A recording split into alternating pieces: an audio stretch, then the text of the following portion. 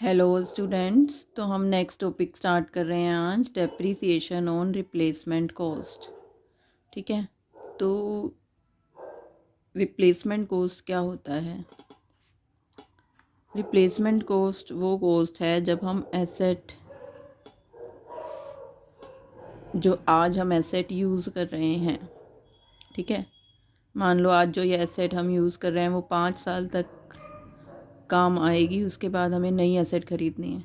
ठीक है, तो आज जो एसेट हमने ख़रीदी हुई है उसकी वैल्यू है 20 लाख। ठीक है, और इसकी एक्सपायरी के बाद आफ्टर यूज़फुल लाइफ, ठीक है, after useful life of 5 years, 5 साल की यूज़फुल लाइफ के बाद जो है हमें एक एसेट और ख़रीदनी पड़ेगी। ठीक है, तो वो एसेट आएगी हमारी 25 लाख की। ठीक है, तो 25 लाख की एसेट हमें मिलेगी। तो रिप्लेसमेंट कॉस्ट का मतलब क्या है कि हमें जो है जो 25 लाख रुपए देने पड़ेंगे। आज तो एसेट हमारी 20 लाख की है, लेकिन 5 साल बाद ये एसेट, जो हम एक नई एसेट ख़रीदेंगे तो उसकी वैल्यू 25 लाख होगी। तो ये रिप्लेसमेंट कॉस्ट है। ठीक है, तो जब हम डेप्रिसिएशन लगाते हैं तो हम 20 लाख पे लगाते हैं। ठीक है, तो 20 लाख के ऊपर डेप्रिसिएशन लगता है तो हमारी एसेट के 20 लाख रुपए ही कलेक्ट होंगे अगर 20 लाख पे हम डेप्रिसिएशन लगाते हैं। लेकिन 5 साल के बाद 5 साल के बाद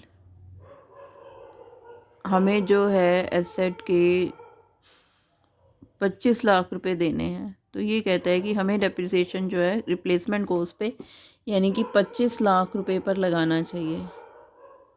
ठीक है, हमें डेप्रिसिएशन 25 लाख रुपए पर लगाना चाहिए।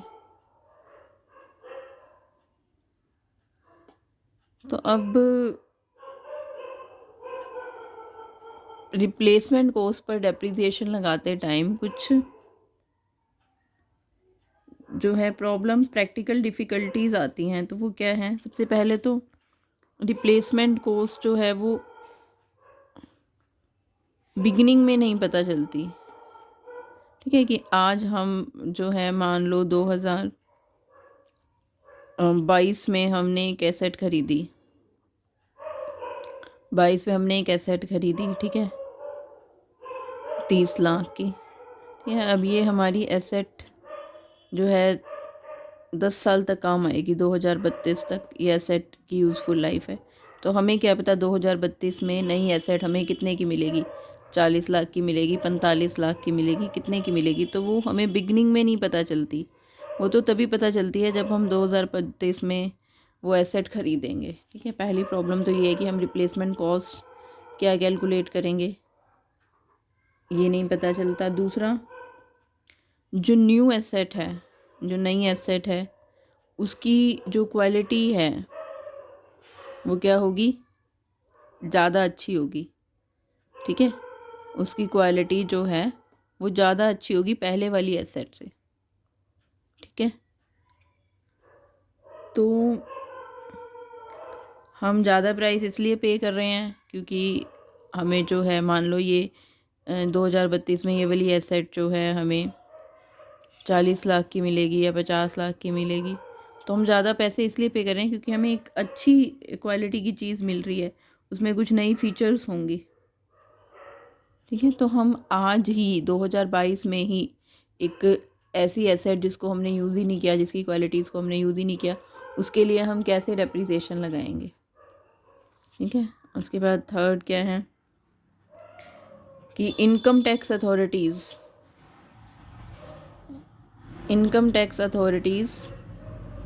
वो जो है रिप्लेसमेंट कॉस्ट पे डेप्रिसिएशन अलाउ नहीं करती। Income tax authorities replacement cost पे डेप्रिसिएशन अलाउ नहीं करती। तो वो हिस्टोरिकल कॉस्ट पे ही जो है डेप्रिसिएशन को अलाउ करती है, हिस्टोरिकल कॉस्ट के अकॉर्डिंग डेप्रिसिएशन को वो करेक्ट मानती है। तो इसलिए भी जो है हम रिप्लेसमेंट कॉस्ट पे डेप्रिसिएशन नहीं लगा सकते। तो अगर हम जो है पैसे कलेक्ट करना चाहते हैं तो हमें क्या प्लान लेना चाहिए, रिप्लेसमेंट रिज़र्व। ठीक है, जो भी एक्स्ट्रा पैसे हमें, डेप्रिसिएशन तो हमें हिस्टोरिकल कॉस्ट पे ही लगाना पड़ेगा, लेकिन अगर हमें एसेट आज 30 लाख की है और फ्यूचर में 40 लाख की मिलेगी तो हमें पहले ही उसके लिए क्या प्लान लेना चाहिए, रिप्लेसमेंट रिज़र्व। ठीक है, तो ये है डेप्रिसिएशन ऑन रिप्लेसमेंट कॉस्ट। तो नेक्स्ट टॉपिक आ जाता है हमारा प्रोविजंस एंड रिजर्व्स का। तो नेक्स्ट टॉपिक है हमारा provisions and reserve.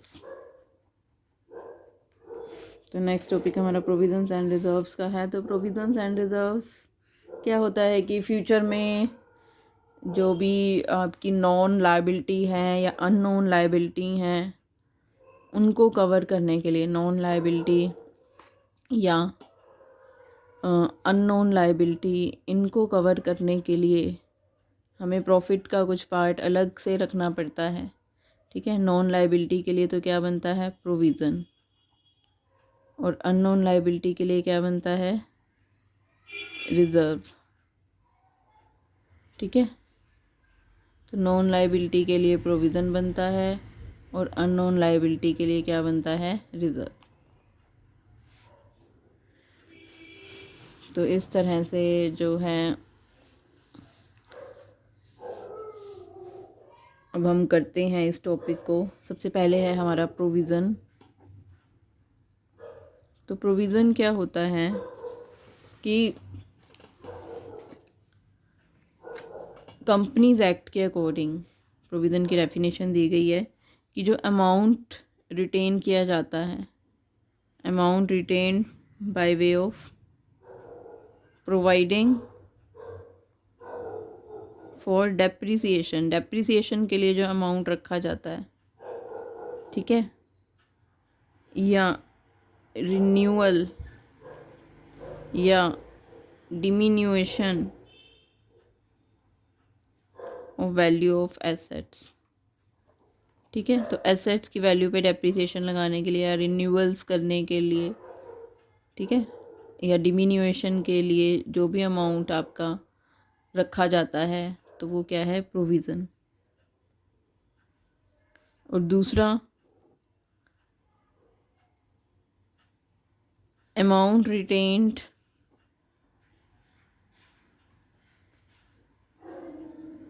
For any known liability, कहते हैं किसी नॉन लायबिलिटी के लिए हमने अमाउंट रखा है, amount retained for any known liability but amount is uncertain या अननोन, अमाउंट हमें पता नहीं है। ठीक है, अमाउंट अनसर्टेन है, अमाउंट को हम करेक्टली डिटरमिन नहीं कर सकते, तो वो भी क्या है, आपका प्रोविज़न। तो प्रोविज़न का मतलब क्या है कि अगर हम प्रॉफिट में से कुछ पार्ट अलग रखते हैं, ठीक है, एसेट के ऊपर डेप्रिसिएशन लगाने के लिए, या फिर जैसे कि अभी हमने बनाया प्रोविज़न फॉर डेप्रिसिएशन, एसेट की वैल्यू कम होती है, ठीक है, उसको कवर अप करने के लिए या फिर रिन्यूअल्स के लिए, रिपेयरिंग वगैरह के लिए जो भी अमाउंट हम रखते हैं तो वो डेप्रिसिएशन है। या फिर ऐसी लाइबिलिटी के लिए जिसका तो हमें पता है कि लाइबिलिटी तो होगी ही होगी लेकिन अमाउंट का नहीं पता। ठीक है, तो जब हमें पता होता है कि कोई लाइबिलिटी क्रिएट होगी, जैसे हमें क्रेडिटर्स को पैसे देने हैं, हमें पता है हमें क्रेडिटर को 50,000 रुपये देने हैं, जब अमाउंट नोन है तो वो तो लाइबिलिटी होती है। लेकिन जब लाइबिलिटी पता है होगी लेकिन अमाउंट अननोन है तो वो क्या होता है, प्रोविज़न। ठीक है, जैसे डाउटफुल डेट्स हैं, provision for bad and doubtful dates, तो जैसे बैड एंड डाउटफुल डेट्स के लिए प्रोविज़न बनाया जाता है तो वो क्या है, प्रोविज़न है। उसको हम लाइबिलिटी नहीं कह सकते क्योंकि हमें अमाउंट का पता ही नहीं है कि कितने बैड डेट्स होंगे। ठीक है, तो पहले ही हम उस लॉस को कवर करने के लिए पैसा अलग निकाल लेते हैं। ठीक है, तो ये दो चीज़ों के लिए हमारा प्रोविज़न बनता है। एक तो बनता है कि एसेट की जो वैल्यू कम हो रही है डेप्रिसिएशन की फॉर्म में या रिन्यूअल्स करा रहे हैं हम। दूसरा, अगर कोई लाइबिलिटी जो नोन है, लाइबिलिटी पता है होगी, जैसे कि बैड डेट्स होंगे फ्यूचर में लेकिन अमाउंट क्या है, अननोन है, अमाउंट का नहीं पता कितना होगा। ठीक है, तो एग्ज़ाम्पल्स क्या हैं प्रोविज़न के, एग्ज़ाम्पल्स तो इसके जो हैं आपके बहुत सारे एग्ज़ाम्पल है, जैसे प्रोविज़न फॉर डेप्रिसिएशन है। ठीक है, अभी हमने किया है provision for depreciation, provision for taxation है, और provision for bad and doubtful debts है, provision for discount on debtors हैं, तो provision for repair and renewals हैं। ठीक है, तो डेप्रिसिएशन का तो अभी आपने किया ही है, provision for bad and doubtful dates,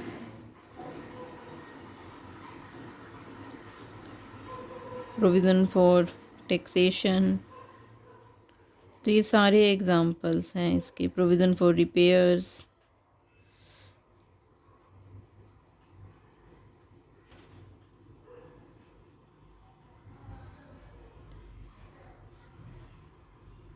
तो इस तरह से ये जो है सेट प्रोविज़न के कुछ एग्जांपल्स हैं। सबसे पहले अब इसका हम क्या कर रहे हैं, नेक्स्ट टॉपिक क्या है हमारा, कि फ़ीचर्स क्या हैं प्रोविज़न की। ठीक है, फीचर्स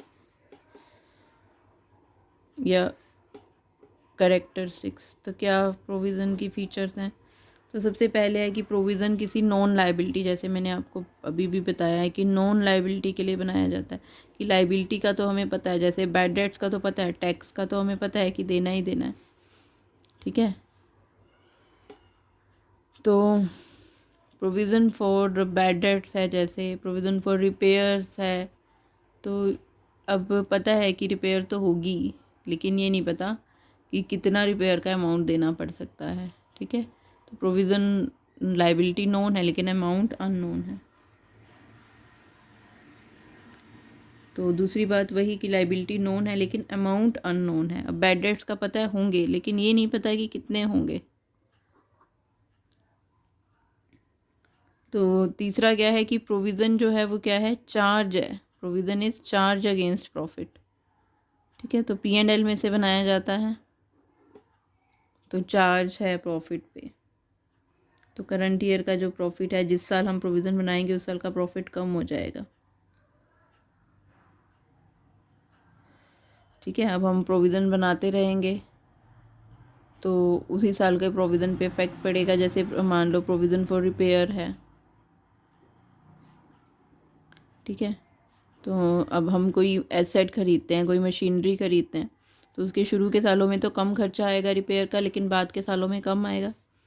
ठीक है, तो हमने जो है एक अनुमान लगा लिया कि हमारा रिपेयर पे जो टोटल खर्चा है वो कितना आएगा, 6,000। ठीक है, और हमारी एसेट जो है वो कितने सालों तक काम आएगी, हमारी 5 सालों तक, 5 साल तक इसकी लाइफ है। ठीक है, तो हम इस खर्चे को 5 सालों में डिवाइड कर लेंगे, तो 1200 रुपये हर साल हम P&L में से निकाल लेंगे। ठीक है, 1200 रुपये हर साल हम P&L में से निकाल लेंगे। ठीक है, अब 1200 रुपये हमने हर साल P&L में से निकाल लिए, तो ये 5 सालों में कवर हो गया, 1 2 3 4 और 5। अब मान लो शुरू में रिपेयर का ख़र्चा बहुत कम है।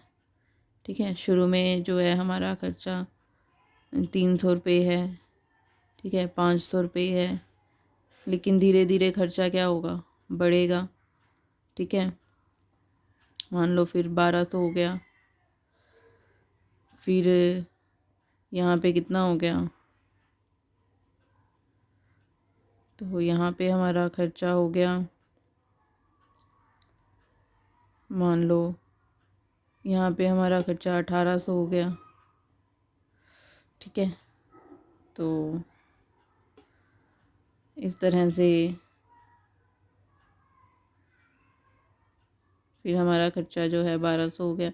तो इस तरह से ये जो हमारा खर्चा है शुरू के सालों में जो है ज़्यादा होता है, बाद के सालों में शुरू के सालों में कम होता है, और बाद के सालों में ये ज़्यादा हो जाता है। ठीक है, तो इस तरह से जो है अब यहाँ पे क्या होगा कि हम प्रोविज़न में से हर साल इक्वल अमाउंट निकाल रहे हैं, ठीक है, प्रॉफिट में से हर साल हमने इक्वल अमाउंट निकाल लिया, तो प्रॉफिट पे इफ़ेक्ट नहीं पड़ेगा। लेकिन अगर किसी साल में तो हम 300 रुपये निकाल रहे हैं, किसी साल में 500, किसी में 1200, किसी में 1800। तो इन सालों पे के प्रॉफिट पे एक्चुअल एक्सपेंडिचर तो ये है, एक्चुअल एक्सपेंडिचर तो ये है हमारा।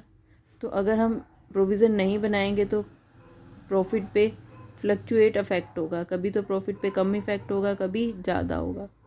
लेकिन हमने अनुमान लगा लिया और हर साल ही 1200 रुपये निकालने शुरू कर दिए तो प्रॉफिट पे इक्वल इफेक्ट पड़ेगा। ठीक है, तो इसलिए तरह से जब ये खर्चा होगा तो हम प्रोविज़न में से अमाउंट निकालते रहेंगे। ठीक है, तो इस तरह से जो है वह इम्पोर्टेंस ऑफ प्रोविज़न। तो इम्पोर्टेंस ऑफ प्रोविज़न क्या होता है? सबसे पहले क्या है हमारा, to ascertain the true net profit. तो हमें जो है, हमें अपने बिजनेस का करेक्ट प्रॉफिट पता चलता है, हमें अपने बिजनेस का करेक्ट प्रॉफिट पता चलता है। ठीक है, क्योंकि हम जो है प्रोविज़न बना लेते हैं। अब यहाँ पे क्या है कि मान लो हमारे बैड डेट्स हैं। ठीक है, अब हमने जो है डेटर्स को पैसा, डेटर से को माल बेचा। ठीक है, अब 50,000 का माल बेचा डेटर्स को। ठीक है, अब वो डेटर्स पैसा देंगे, नेक्स्ट ईयर देंगे। तो हमें पता है कि हमें जो है 1,000 रुपये या 2,000 रुपये या 3,000 रुपये, मान लो हमें पता है कि 2,000 रुपये हमें नहीं मिलेंगे, तो हमने इसी साल ही प्रॉफिट में से पैसा निकाल लिया, क्योंकि इस साल हमारी सेल हुई है, डेटर्स इस साल के हैं, लेकिन पैसा अगले साल देंगे। तो लॉस तो हमारा इसी साल का से रिलेटेड है, क्योंकि सेल हम इनकम इस साल दिखाएंगे, तो हमें जो है लॉस भी इसी साल दिखाना चाहिए। लेकिन अभी तक डेटर्स ने पैसा नहीं दिया तो लॉस नहीं हुआ, लेकिन हम एक प्रोविज़न बना लेते हैं इसके ऊपर, प्रोविज़न फॉर बैड डेट्स। ठीक है, हम एक अनुमान लगा लेते हैं कि इतने %, जैसे मान लो 5%, तो 5% का कितना हो गया, 2,500 रुपये। तो 2,500 रुपये हम जो है 5% का अनुमान लगा लिया कि 5% डेटर्स ऐसे होंगे जो पैसा नहीं देंगे, तो इसी साल ही हम प्रोविज़न बना लेंगे बैड डेट्स का। तो इससे हमें प्रॉफिट, करेक्ट प्रॉफिट का पता चल जाता है कि जो है जब हम प्रोविज़न बना लेते हैं। फिर नेक्स्ट क्या है हमारा कि to ascertain true financial position. ठीक है, तो हमें फाइनेंशियल पोजीशन भी, करेक्ट फाइनेंशियल पोजीशन का पता चल जाता है, क्योंकि अब हम डेटर्स हैं, जैसे हमने पढ़ा डेटर्स हैं, डेटर्स हमारे 50,000 के हैं, हम प्रोविज़न लेस कर देंगे तो इसका मतलब हमें डेटर से कितने रुपए मिलेंगे, 47,500। ठीक है, तो ये हमारी फाइनेंशियल पोजीशन भी करेक्ट शो होगी जब हम प्रोविज़न बना लेंगे। ठीक है, इसी तरह और एसेट्स हैं, उसके ऊपर डेप्रिसिएशन लेस किया या रिपेयर का प्रोविज़न बनाया, तो इस तरह से हम, हमारी जो फाइनेंशियल पोजीशन है वो भी करेक्ट शो होगी। उसके बाद to provide for known losses in future. ठीक है, जैसे कि मैंने बताया कि लॉसेस का तो पता है लेकिन अमाउंट का नहीं पता। अब ये तो पता है बैड डेट्स होंगे, लेकिन अमाउंट का हमने एक अनुमान लगाया है कि 5% ऐसे डेटर्स होंगे जो पैसा हमें नहीं देंगे। 50,000 का 5% यानी कि 2,500 रुपये ऐसा होगा जो हमें नहीं मिलेगा। तो ये अनुमान है, इससे कम भी हो सकता है लॉस और इससे ज़्यादा भी। तो नॉन लॉसेस, फ्यूचर में होने वाले पता है लॉसेस कितने हैं, तो उसके लिए हम प्रोविज़न बनाते हैं। For equitable distribution of expenses, equitable distribution of expenses. ठीक है, तो हमारे एक्सपेंसेस का इक्वल डिस्ट्रीब्यूशन हो जाता है। जैसे कि मैंने अभी आपको बताया रिपेयर के केस में कि हमारा रिपेयर का खर्चा होगा 6,000, हमने अनुमान लगाया। अब खर्चा इससे कम भी हो सकता है और ज़्यादा भी, एक अनुमान लगा लिया हमने। तो अब यहाँ पे क्या होगा कि 1,200 रुपये हर साल में इक्वल डिस्ट्रीब्यूट होंगे। नहीं, अगर हम नहीं बनाते प्रोविज़न तो स्टार्टिंग के ईयर्स में तो खर्चा कितना होगा, 300, उससे अगले साल 500, उससे अगले साल प्रॉफिट में से 1,200 कम होंगे, उससे अगले साल 1,800, उससे अगले साल फिर से 1,200, यानी कि प्रॉफिट पे इक्वल इफेक्ट नहीं पड़ेगा। ठीक है, यहाँ तो आपके प्रॉफिट ज़्यादा आएंगे, यहाँ पे प्रॉफिट कम आएंगे, यहाँ पे भी कम आएंगे, यहाँ पे भी कम आएंगे। लेकिन प्रोविज़न बनाने से हर साल हम 1,200 रुपये निकाल लेंगे। ठीक है, अब जैसे 300 रुपये यहाँ पे खर्चा हुआ, प्रोविज़न में बचा 900 रुपये, 500 यहाँ हुआ, प्रोविज़न में बचा 700 रुपये, यहाँ 1,200 हो गया तो प्रोविज़न के हमें बचे हुए हैं, यहाँ 1800 हो गया, तो ये जो 600 रुपये का खर्चा एक्स्ट्रा हो गया जो हमारी सेविंग है उसमें से कवर हो जाएगा।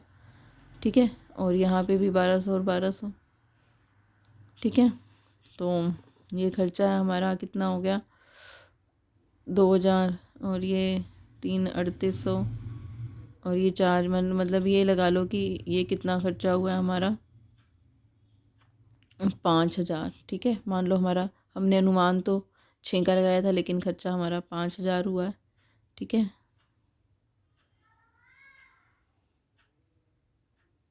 तो ये 5000 का खर्चा हुआ है हमारा, तो फिर 1000 की सेविंग हो जाएगी हमारी। 1000 की सेविंग हम वापस P&L में डाल देंगे। ठीक है, तो प्रोविज़न एक जो है एक अनुमान होता है, तो इस तरह से है ये। तो उसके बाद ये हमारा प्रोविज़न का टॉपिक था। ठीक है, कि प्रोविज़न में अमाउंट तो क्या होता है, अमाउंट तो नोन होता है, लेकिन सॉरी, जो लॉस होता है वो नोन होता है, लेकिन अमाउंट क्या होता है, अननोन होता है। ठीक है, तो प्रोविज़न में लॉस तो क्या होता है, नोन, पता है कि लॉस होगा, लेकिन अमाउंट क्या है, अननोन है। ठीक है, इसके बाद हम नेक्स्ट टॉपिक करते हैं हम रिज़र्व। ठीक है, तो रिज़र्व क्या होता है, रिज़र्व बनाया जाता है अननोन लायबिलिटीज़ के लिए। ठीक है, कि फ्यूचर में कोई भी एक अनिश्चित घटना घट जाए, अगर हमारे पास सेविंग है, अगर हमने प्रॉफिट्स अलग से निकाल रखे हैं, रिज़र्व बना रखा है, तो फिर हम उस रिज़र्व को यूज़ करके वो लॉस को कवर कर लेंगे। ठीक है, तो रिज़र्व बनाया जाता है अननोन लायबिलिटीज़ को कवर अप करने के लिए। ठीक है, तो रिज़र्व के एग्जांपल क्या हैं, जनरल रिज़र्व है, ठीक है, कैपिटल रिज़र्व है, डिविडेंड इक्वलाइजेशन रिज़र्व है, इन्वेस्टमेंट फ्लक्चुएशन फंड है। तो इस तरह से ये इसके वर्कमैन कंपनसेशन फंड है, reserve for redemption of debentures हैं, तो इसके एग्जांपल्स हैं। उसके बाद क्या है, फीचर्स ऑफ रिज़र्व। तो फीचर्स क्या हैं रिज़र्व की, फीचर्स क्या हैं, सबसे पहले रिज़र्व जो है वो डिविजिबल प्रॉफिट्स में से बनाई जाता है। ये इसकी सबसे इम्पोर्टेंट फीचर है कि हमने प्रॉफिट एंड लॉस अकाउंट बना लिया, नेट प्रॉफिट निकाल लिया। प्रोविज़न तो प्रॉफिट एंड लॉस अकाउंट बनाने से पहले ही बनाया जाता है, यानी कि चार्ज है अगेंस्ट प्रॉफिट। और प्रॉफिट एंड लॉस निकालने के बाद जो प्रॉफिट हमें डिस्ट्रीब्यूट करना होता है ऑनर्स में, उस प्रॉफिट में से क्या बनाया जाता है, रिज़र्व बनाया जाता है। इसलिए रिज़र्व जो है वो ऑनर के होते हैं, रिज़र्व बिलोंग्स टू ऑनर्स। उसके बाद रिज़र्व को बनाना कोई लीगल नेसेसिटी नहीं है, लीगली नॉट रिक्वायर्ड। रिज़र्व जो है लीगली इसकी कोई भी ज़रूरत नहीं होती, आपकी मर्ज़ी, आप बनाना चाहते हो तो बनाओ, नहीं तो नहीं बनाओ। आप अपनी अगर सिक्योरिटी के लिए, मतलब अपने अननोन लॉसेस को कवर अप करने के लिए बनाते हैं तो आपको ही फ़ायदा होगा। उसके बाद किसी नॉन लाइबिलिटी के लिए नहीं बनाया जाता। ठीक है, नॉन लाइबिलिटी या डेप्रिसिएशन वगैरह के लिए ये नहीं बनाया जाता। लाइबिलिटी क्या होती है, अननोन, अननोन लाइबिलिटीज़ के लिए बनाया जाता है। अब रिज़र्व जो हैं वो क्या रिप्रेजेंट करते हैं, अनडिस्ट्रीब्यूटेड प्रॉफिट्स। रिज़र्व जो है वो क्या रिप्रेजेंट करते हैं, जैसे मैंने आपको भी बताया कि डिविजिबल प्रॉफिट्स में से बनाए जाते हैं। ठीक है, तो ये अनडिस्ट्रीब्यूटेड प्रॉफिट, जो प्रॉफिट हम पार्टनर्स में या ऑनर्स में डिस्ट्रीब्यूट नहीं करते, उसमें से बनाया जाता है। तो ये ऑनर से बिलोंग करते हैं। ये किससे बिलोंग करते हैं, ऑनर से। तो इसलिए बैलेंस शीट की कौन सी साइड शो होते हैं, जहाँ कैपिटल शो होती है उसी साइड ही रिज़र्व शो होते हैं, लाइबिलिटी साइड में। तो उसके बाद जब रिज़र्व जो है इन्वेस्ट कर दिया जाता है आउटसाइड बिजनेस, जब रिज़र्व का पैसा जो है बिज़नेस के बाहर इन्वेस्ट कर दिया जाता है तो इसे क्या कहा जाता है, रिज़र्व फंड। जब रिज़र्व का पैसा बिज़नेस के बाहर इन्वेस्ट कर दिया जाता है तो इसे क्या कहा जाता है, रिज़र्व फंड। ठीक है, उसके बाद नेक्स्ट क्या है, importance of reserve. Importance of reserves, क्या इम्पोर्टेंस है रिज़र्व की। सबसे पहले हम अपनी अनफोर्सीन लाइबिलिटी को कवर अप कर सकते हैं, अनफोर्सीन लाइबिलिटी को हम कवर अप कर सकते हैं अगर हमने क्या बनाया हुआ है, रिज़र्व। यानी कि अचानक आने वाले लॉसेस को भी हम कवर कर सकते हैं। तो जब हम अपने अचानक आने वाले लॉसेस को कवर कर लेते हैं तो हमारी फाइनेंशियल पोजीशन क्या हो जाती है, स्ट्रेंथन हो जाती है, मजबूत हो जाती है। अगर हमने पैसा रखा हुआ है फ्यूचर की जो आपकी एक्सपेक्टेड लॉसेस हैं उनको कवर अप करने के लिए, अगर हमारे पास पैसा है तो हमें कोई लोन नहीं लेना पड़ेगा, तो हमारी फाइनेंशियल पोजीशन स्ट्रॉन्ग हो जाती है। ठीक है। या फिर रिजर्व्स जो हम डिस्ट्रीब्यूट नहीं करते तो ये प्लॉइंग बैक ऑफ प्रॉफिट्स भी से कहा जाता है। ठीक है, कि आपके पास प्रॉफिट जो है बचे हुए हैं, इनको आप इन्वेस्टमेंट के रूप में भी यूज़ कर सकते हो, इंटरनल फाइनेंसिंग का भी सोर्स है आपके पास। फिर है equalisation of dividend over years. ठीक है, इक्वलाइजेशन ऑफ डिविडेंड। अब एक जो कंपनी है उसकी उसकी जो गुडविल है, शेयर होल्डर्स का जो विश्वास है, तो वो इसी पे डिपेंड करता है कि भाई आप कितना डिविडेंड दे रहे हो। कि उसकी गुडविल डिपेंड करती है कि भाई आपका डिविडेंड अगर रेगुलर मिल रहा है तो वो कंपनी सही चल रही है। ठीक है, तो अगर मान लो किसी साल प्रॉफिट कम है तो हम क्या कर सकते हैं कि जो हमारे रिज़र्व्स हैं उसमें से कवर अप कर सकते हैं और वहाँ से पैसा लेकर और डिविडेंड दे सकते हैं हम। या कई बार डिविडेंड इक्वलाइजेशन रिजर्व भी बना दिया जाता है ताकि शेयर होल्डर्स को इक्वल जो है डिविडेंड की रेट जाती रहे, डिविडेंड की जो रेट है वो कम ना हो। उसके बाद to provide funds for meeting specific liability. ठीक है, किसी स्पेसिफिक लाइबिलिटी के लिए भी हम बना सकते हैं। ठीक है, जैसे कि अब डिवेंचर रिडेम्पशन फ़ंड बनाया जाता है, डिवेंचर रिडेम्पशन फ़ंड। अब डिवेंचर जो है, मान लो हमने 50 करोड़ के डिवेंचर इशू किए हैं, तो अब इसको वापस करने के लिए हम क्या करेंगे, डिवेंचर रिडेम्पशन फ़ंड बना सकते हैं। हर साल जो है मान लो हमें 10 साल बाद वापस करने हैं डिवेंचर्स, तो हर साल हम 5-5 करोड़ रुपए प्रॉफिट में से अलग निकालते रहेंगे और 10 साल बाद हमारे 50 करोड़ रुपए हो जाएंगे इकट्ठे और हम वापस कर देंगे। ठीक है, तो इस तरह से हम किसी स्पेसिफिक लाइबिलिटी के लिए भी बना सकते हैं।